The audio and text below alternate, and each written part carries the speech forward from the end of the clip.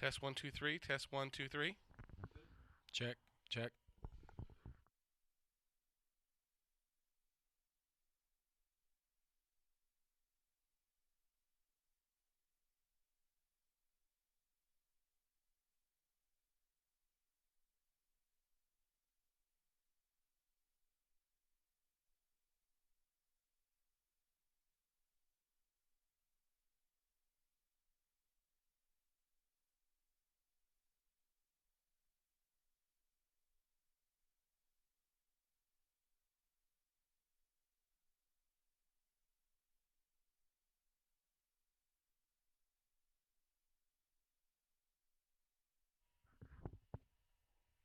Hi everyone, Tom Kreager with the Tennessean, live at the Tennessean office for the Bootleg presented by Farm Bureau Health Plans weekly high school football talk show.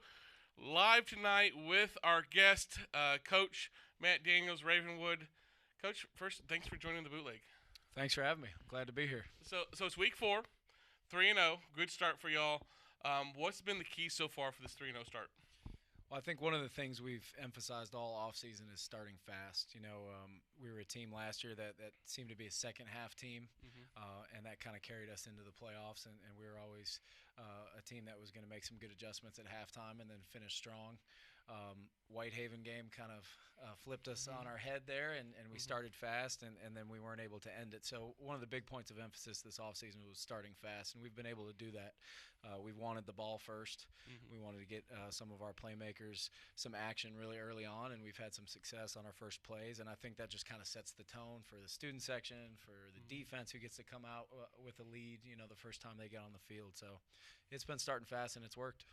You look at this team has got star power or FBS recruiting power, both sides of the ball. You've got 2 linemen that have already committed. Graham Barton is going to Duke. Gabriel Slinoff to Yale, I believe. You've got a 3-year starting quarterback in Brian Garcia. You got a running back in Tony Rice, who's doing phenomenal for you. You've got, I think Andrew Mason might be one of the fastest kids in Middle Tennessee. He's going to Rice and big play threat. You've got number 1 recruit in the country or in the state for next year, in Jake Brenningstol at tight end. And then you've got Reggie Grimes, who's the top prospect for this year, who can play offense and of course defense. So offensively, you've got the power, but star power, and then you've got defense. You've got Grimes, and you've got Brian Rice, and Damon Owens, and I'm leaving some guys out, but I mean it's easy to do. Yeah, the list goes on. I mean, it's the cool part is these guys have been able to. We've talked a little bit over the last couple months about their experience with recruiting, and they've been able to help each other out. It's nice to not be one of the only couple guys going through the recruiting process. They've been able to bounce ideas off of each other. This past week we had 3 Ravenwood guys that were taking a visit at Ole Miss. Junior Colson, Luke Schaus. Those are a couple of the guys right there. Yeah, I missed those 2. Yeah, Sorry, guys. and Reggie Grimes. Yeah. So one thing is they've been able to share that experience together. I think that helps out. I think not only does it help them kind of stay level-headed, and stay humble throughout, but it's a stressful time for a 16, 17-year-old to go through all that, and it's been nice to see how they've handled it. Is your cell phone voicemails like a who's who of college football? It has been over the last 10 months, and that's been really exciting for me. Just a really cool experience as a head coach. What's the one call you've had that you hung up and like, wow, I was just talking to fill in the blank coach? Well, it not necessarily a call, but getting to talk to face-to-face in person with Coach Cutcliffe at Duke is pretty special, and I know he means a lot to Tennessee folks here. So that was pretty special, and he's as advertised. He's a great guy and a caring person, and I'm really proud and happy to send somebody like Graham Barton to Duke, and there's a couple of our former players there already. Patrick Lighton and Cole Carteau are there as well. So knowing that our guys are well taken care of after they leave Ravenwood is pretty important to me. Well, Coach, I'm looking at this matchup this week. You play Pulaski Academy in Arkansas. What were you thinking? You're not the first to ask that question. I'll tell you that right now. But we were thinking this has been all part of our plan the last 3 years. Is we want Ravenwood to be in the spotlight. We want to provide a really good experience for our kids. High school football is supposed to be fun. Some of these things, winning state titles and getting recruited, those are byproducts of doing things the right way as a program, and they're things that go along with having fun and doing things the right way. So scheduling out-of-state games, scheduling tough opponents, especially out of region, was a priority for us. And I went down about a year and a half ago and did a little clinic at Pulaski Academy, and I met Coach Kelly down there and had a good clinic and enjoyed listening to him speak about his program. And he said he put it out to the crowd. There was about 40 coaches there from all over the country, and he said, if anybody wants to play, talk to me after this, and then we can see if we can get something going. So it worked out. Their defense coordinator is a Lipscomb Academy graduate. Went on to Madison Taylor went on to play some ball at Murray State. He and I hit it off, and we'd been in touch pretty much ever since. So that kind of just fell into place for us. Well, for those that aren't familiar with Pulaski Academy, you may have heard about this school. They're known. He's the coach that doesn't punt. He's the coach that goes for it on fourth down. He's a coach that I call them gimmick plays or trick plays. He just calls them, I think, part of his offense. You've seen, I guess, at least one game film and maybe some other stuff. 2 weeks ago, they won 84-68. Just missed the state record for most points scored in a game, like by 2 points. Their quarterback, this isn't a misprint, threw for 764 yards in one game. 35 of 52 passing for 764. Compared to you guys, Brian Garcia, who's a great quarterback, in 3 games, he's thrown 35 of 55 through 3 games, and he's got 542. Your secondary is going to see some passes this week. Absolutely, and they're ready. Coach Grimes, our defense coordinator, he's got a background in coaching defensive backs, so he's excited for this matchup. I think our kids, you'd like to say, hey, ignore those stats and ignore the scores, but that's hard to do. All over Twitter today that it was a record for their quarterback counting for 900 yards as an individual. That's a national high school record all time. Wow. So pretty cool that we get to be the team that plays them right after that record was set. Obviously, huge challenge, but our kids, especially the senior class, this 2020 class, they've been up to a challenge for the last 3 years. So I think they're really excited about Friday. You've seen, how many games have you seen of them from We've film? seen 2. They had a scrimmage and then their first week game. They were actually off last week. So their first game you've seen, is it true they did not punt? They did not. Nope. They went for it every fourth down. They did not punt. They stick to their protocol. It's a program-wide philosophy, and that's what he talked about. Because here's the thing: you can't take that approach on special teams and be ultra-aggressive. You can't take that approach on offense and then just play regular defense. They play an ultra-aggressive defense where really they're trying to get turnovers. They're trying to get the ball back to their offense. Whether that happens from the other team scoring quickly or from a turnover, they don't care. They just want that ball back. It's about how many plays and how many possessions can they have. From a head coach, this is kind of a, it's going to be I guess for your defensive coordinator, this could be a nightmare of this. I mean, because they're going to probably, they're going to want fast scores and they're going to want to get the ball in their hands, and even if that means giving up points, they're going to want to, okay, we'll give you the ball back, we'll let you score, but we're going to come back and try to score real quick too. I mean, it's got to be, a game that you probably never had a plan for something like this. Correct, and you just hit the nail on the head because I think we view it as a really good tune-up per se for a playoff atmosphere where adversity hits, things don't go the way you planned, throw the game plan out, things like that. So we're going to have to be good at responding. There's only so much game planning you can do for a team like that. We've got to rep every day receiving onside kicks and getting our boys ready for that. But I think from a staff perspective and from our player perspective, we're going to view it as a challenge that regardless of what happens is going to ready us for playoff environments. Well, I mean, there's going to be games when you're going to see onside kicks. Maybe not every single time they go, but you're going to see onside kicks. You're going to see teams having to go for it on fourth down, not to this extreme. So I guess you're going to be, you're going to see some, halfback passes or whatever else, hook and ladders and everything like. you're just going to see a lot more in one game. Absolutely, and I think that's going to benefit us for, we've got Brentwood the very next week, and, that's going to be a heck of a game. And great scheduling there, Coach. For sure. Now, we follow that with a bye, so if we can get through to that, we'll be okay. But, no, I think it's just going to prepare us for what lies ahead in kind of in all senses of the word. 3-0 start. Have you played your best yet, though? No, we're a long way from that, and I think that's what's exciting for everybody in the program is that, there's a lot of stuff we can improve upon. We're still playing about a 2.5 quarter game right now, so if we add that quarter and a half of disciplined football, we got to eliminate some of these penalties that are happening, some of these early season mistakes. It's going to be pretty scary, I think, and we've talked about that a lot. Is when we put this thing all together, it's going to be scary. You've already played a tough Blackman team who probably has as good a defense as you're going to see.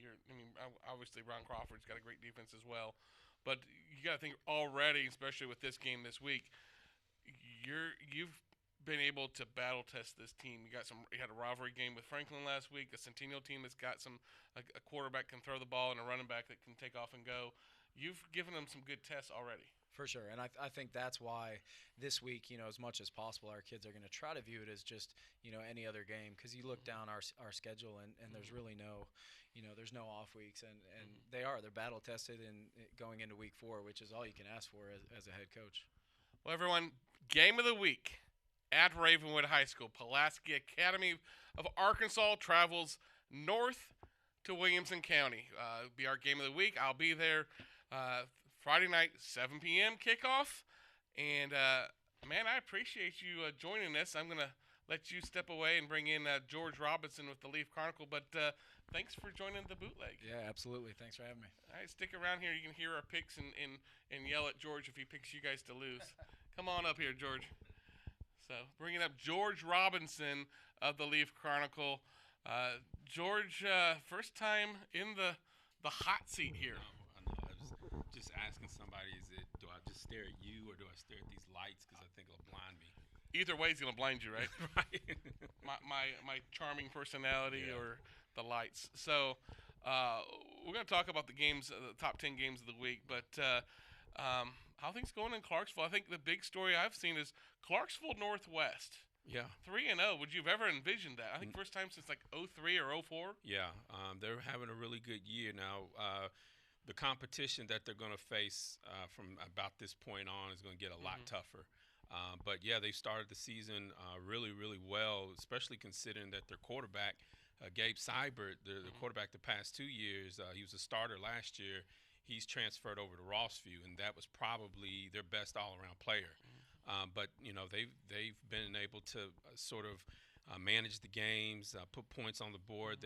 I thought coming into the season that they probably had the best collection of skilled player talent in the city.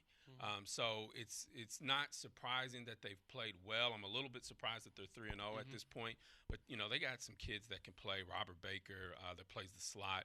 Albert Bennett, who's kind of a all-purpose kind of guy. He plays wide receiver. He can play running back. He's their main kick returner.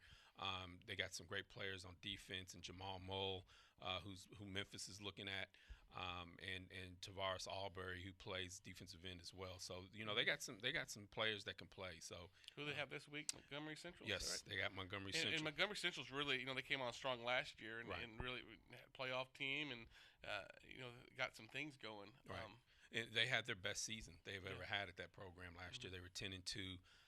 Their only loss was Springfield, and they almost rallied to beat them. I think they ended up losing by 2 points, and then, obviously they lost in the playoffs. But, they're coming off a season where they had their best year in the program's history, and, they lost quite a bit from last year as well. But they returned, all 5 of their offensive linemen, and I think, anybody who's watched football will tell you everything starts up front. If you don't have a line, if you don't have a defensive line, if you don't have an offensive line, you're not going to be able to do much of anything.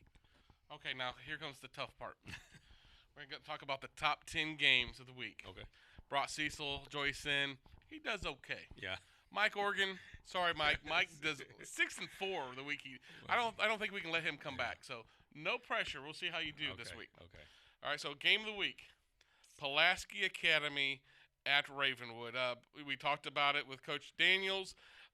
Braden Badger, 35 of 52, whopping 764 yards, over 900 yards. Total yards, set a national record, as we talked about earlier. Mm-hmm. They're going to throw the ball. They're going to try to get a lot of yards and try to score a lot of points. Well, I think I initially had Ravenwood picked, and I'm going to stick with that. Not because the coach is here, but because because he's taking his shoe off and ready to throw it at you?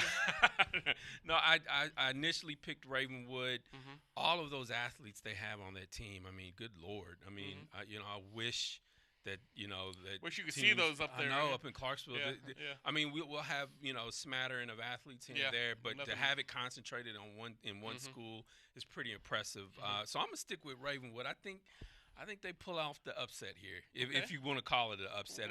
Pulaski Academy. What's your score here? I'm going to say 34-27. Is that all right, Coach? Is that good? Well, I like where you're going. You got to add more points. Remember, this is a team 84-68. But I'm thinking some of these athletes have to play defense, right? They got to. But they score all these D1 guys, they somebody's got to stop somebody at some point. Well, they're not going to score 84 points. Right. But they'll score 50. I'm picking Ravenwood 56-50.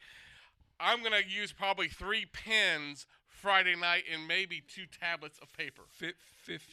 56-50. Coach, Ravenwood over Pulaski. You're okay with getting home around 4 or 5 o'clock in the morning?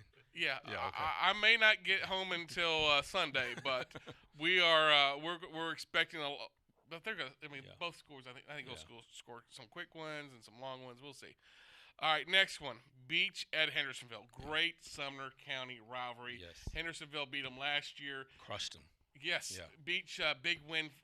They're off to 3-0 start. Yeah. Deshaun Parks is having a great year for them. Hendersonville, I think 2-1. Big loss to Oakland to start the season. Yeah.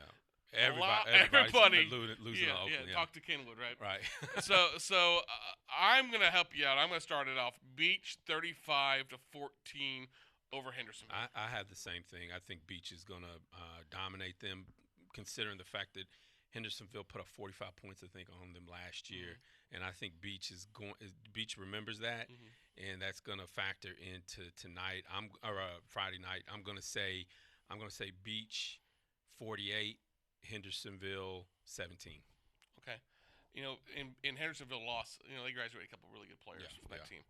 JP2, Pope John Paul II at Father Ryan. This is the Bishop Cup. Right. Big rivalry game here. Yeah, and I think Father Ryan, they've lost 3 straight to PJP. Yeah, the past 3 years they've lost 3 straight by a combined 10 points. Right. A lot of close games. Yeah, I think this is gonna be close. I'm gonna pick Father Ryan to end the streak. Okay. You don't agree? I brought you in here to be different, man. Go ahead. What do we got? I'm gonna say Father Ryan, 21, PJP 20. First, we go by JP2. JP. So they're gonna. But here's what I like about JP2. Antoine Roberts, junior running back, can just play. He's a grinder, great running back. He's a junior, highly recruited kid. I like the Rory White, the receiver there, committed to Air Force. Sawyer Watts, I believe his name, the quarterback, his first-year starter. He's done pretty well with them as well, adjusting to that first-year role. Father Ryan has one of the better quarterbacks in Middle Tennessee, DC Tabscott. He's a 3-star rating guy. He's got some offers. He's a good quarterback. I think he's a junior, younger guy. I like JP2 just because they've done so well. I think Father Ryan's a little banged up. Okay. I'm going 28-24. They're going the tight games are going to continue. Close, yeah. JP2 28-24. Okay. I can see that. All right.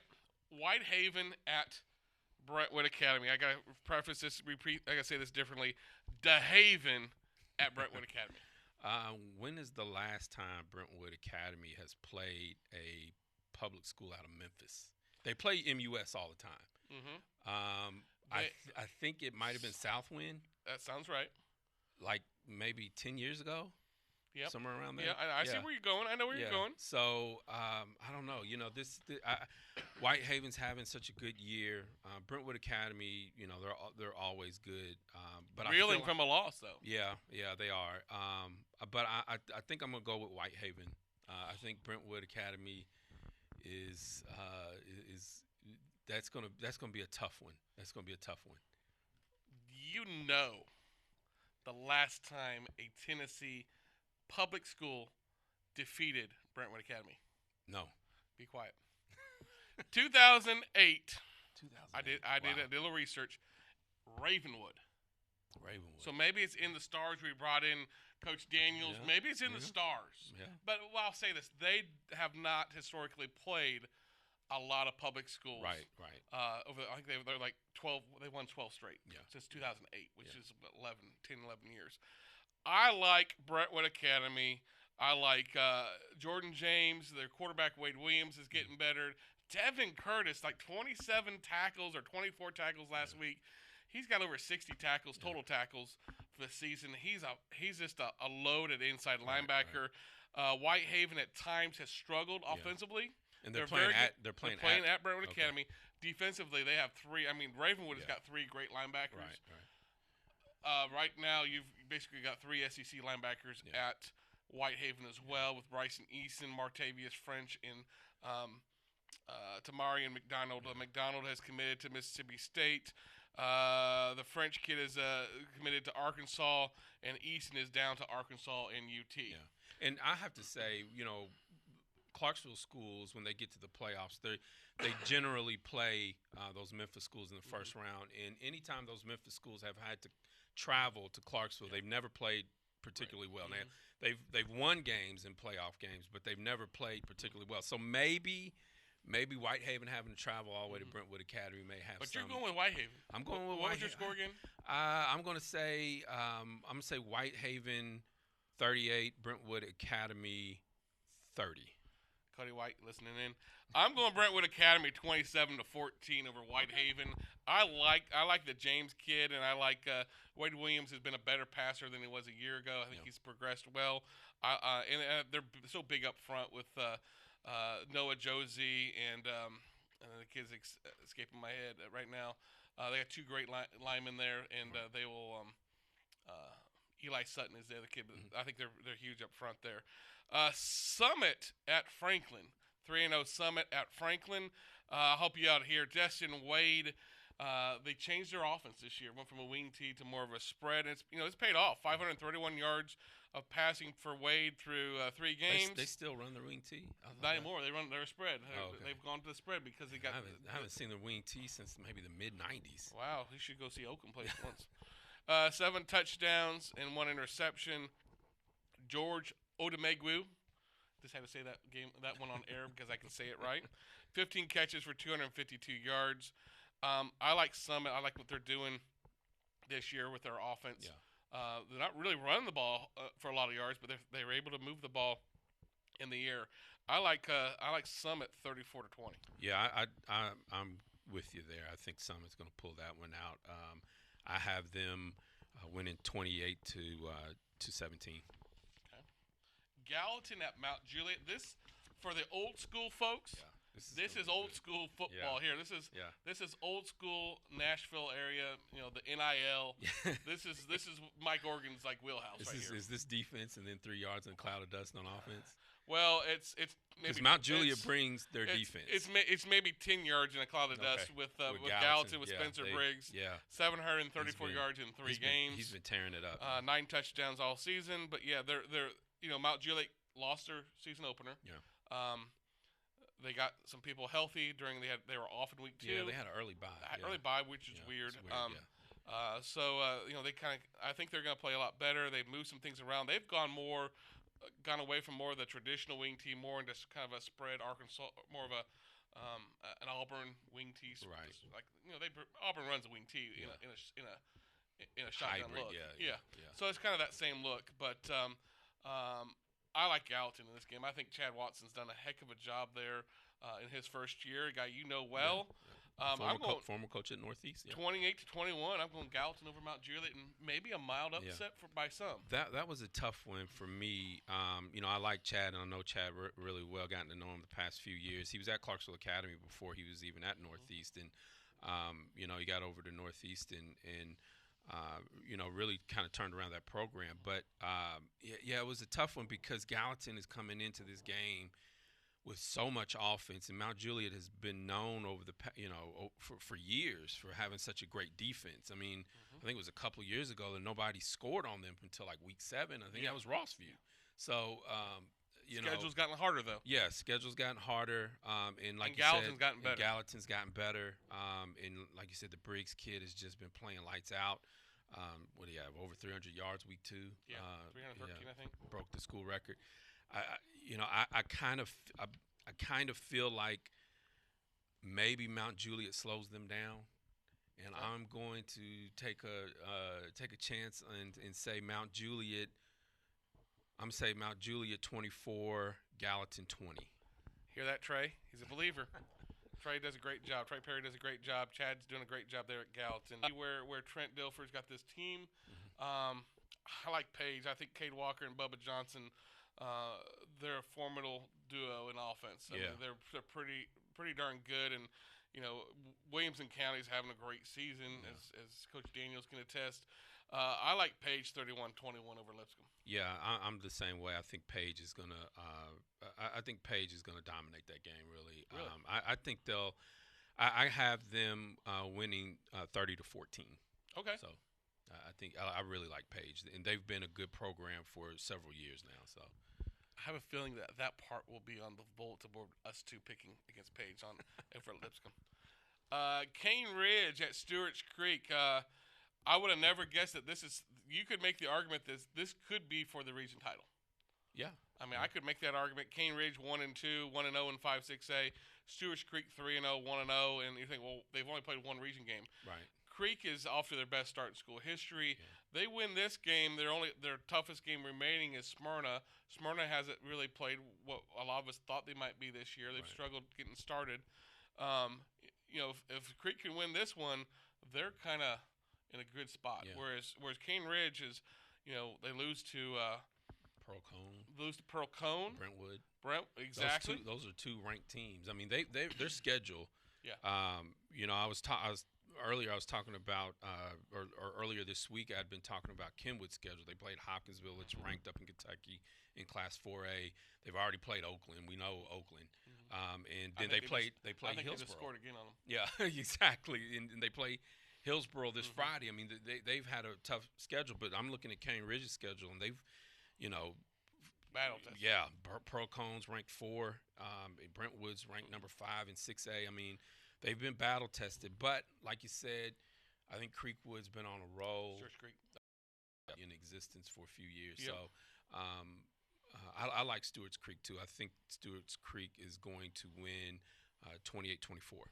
All right, I'm going 28 points, but I'm going Cane Ridge 28, Stewart's Creek 27. Now, see, you talked up Stewart's Creek, well, and then you go with Cane Ridge. You got to bait you once in a while. Xavion Clemens, quarterback at the beginning of the season, didn't play the first couple games. Came back last week against McGavock, 191 yards passing in a 37-0 win over McGavock. I think getting him back at quarterback, he's not the guy they had a year ago, but by putting him in there, you get Quentin Barnes on one side. You can put Adonai Mitchell, the kid that moved in from Texas, on the other one. You were playing Adonai Mitchell at quarterback. He's a really good receiver, and he can do some things offensively at quarterback. But he really, I think they're going to be better now with him there. Yeah. So I like 28-27. Livingston Academy at Upperman. This is the battle for Upper Cumberland. There's a battle for something in just about every game. Yeah, Livingston Academy's Will McDonald's thrown for 737 passing yards, 10 touchdowns. I think he only has one interception already. And Upperman Donovan McAllister, he's got 284 yards passing, 301 yards rushing. Does a little bit everything. He plays DB for him as well. I like Livingston in a close one. Yeah, I think this avenges a loss last year at Upperman. Upperman's lost some key people from a year ago due to graduation. 29-28. Upperman's had a pretty good year. They've shut out their last 2 opponents. So their defense is playing has been playing really, really well. But I think I'll agree with you that Livingston Academy pulls out the win. I don't know. I'm hoping Upperman can keep the game low or keep the score low. So I'm going to go with Livingston Academy 17, Upperman 10. Okay. Last game. Brentwood 3-0 at Henry County 1-2. Looks like Jalen Foster is back with the playing now for Henry County, which is big for them. Right. Had 79 yards on 12 carries, 2 touchdowns last week. But man, Cade Granzow. I mean, next week we'll see a great game with Cade and Brian Garcia. But Cade Granzow's got had off to a great start. 41 of 67 passing. 538 yards, 8 touchdowns this season. Yeah. Really heart and soul of that offense. You know, especially that with the read option stuff they like to do sometimes. Yeah. What do you like? I'm very familiar with Henry County. They're up in the Clarksville area's region, and they dominate that region every year. The thing that always impresses me about James County Junior's teams is that how disciplined they are, and how they never stray away from what makes them successful. You never see him panic. You never see his team panic. They're not going to do anything outside of what they normally do, and they've had great success with it. Over the past decade and a half, and I don't see them changing. And they've already played a really tough schedule. I mean, they've played the number 3 ranked team in 4A in Haywood. They've played the number 2 ranked team in 5A in Beach. So, and I think those are their 2 losses. So, I feel like Henry County can hang with Brentwood. I know Brentwood's put up some impressive numbers there, and their quarterback has been playing really well. I'm going to go with Henry County. I'm going to go with Henry County 28-21. I think I picked Brentwood 31-21. So we got some interesting debates going back and forth. Last week, this for the record, I went 8-2. 23-7, 77% correct for the season. Yeah, 23-7. That's pretty good. 23-7 for the season. For the first 3 weeks. Are you counting those correctly? We only got 30 games. Okay. This is week 4. I'm just making sure. Yeah. Just making sure. I'm on a roll. Make sure you're not padding your stats. We send it off to an auditor. It gets audited every week. So, George, thanks for being on the Bootleg. Thanks for having me. Thanks again to Coach Matt Daniels. Again, game of the week. We will be at Ravenwood, where Pulaski Academy of Arkansas comes to town, and what should be a very entertaining high school football game. Thanks for joining the Bootleg presented by Farm Bureau Health Plans. We'll see you next week.